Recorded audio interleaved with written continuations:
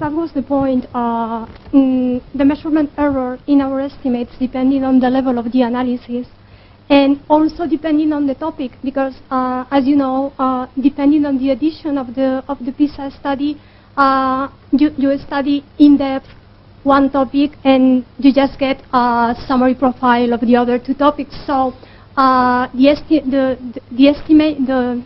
the precision of our estimates is not the same for if you work with 2006 for science as for math or reading, because science was the topic, the main focus of the study. So I think that we have to take into account the measurement error in our estimates depending on the level we are working with and even the topic we are working. Yeah, that's why it was very important to leave aside in some of the estimation science and to estimate the results using only math and reading. And then you don't use at all the test scores in science. And as I showed you, the results are very similar.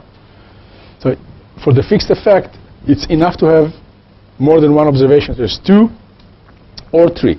In the Israeli data, actually, I have 4 subjects. I have English and reading language, Hebrew in this case, or Arabic, and then math and science. And I could do it all 4, all 3, all 2 in different permutations.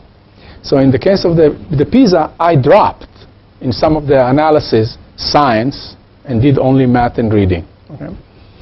But I take your point. This is an important thing to note.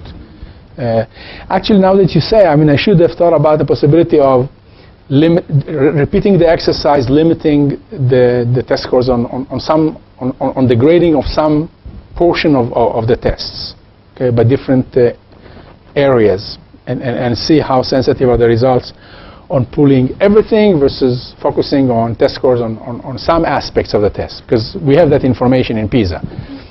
Yeah, maybe I should have done that.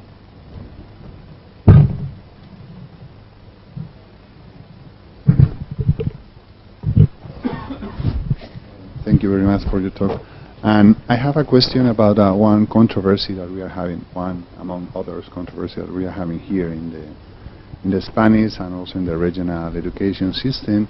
Is about the amount of hours and how the hours are distributed in one day. We have what we call the continuous day, jornada continua, and part-time day. Mm-hmm. So the students that you saw yesterday, they had a part-time day. They had classes from 9 to 1, and then they have 2 hours for break, for have lunch, and they can do some activities there, but not all the students. And then they have from 3 to 5. And some schools, overall supported by the teachers, they want to have a continuous day from 8:30 to 2:30, and then they finish. The students, they finish, they can have lunch later. So in your conclusion, you say that the influence of a governing board on curriculum is not very important, so perhaps it feels like... In this context. But, well, I wanted to know what do you think about this? Thank you. Well, you know, in this paper, the evidence is limited in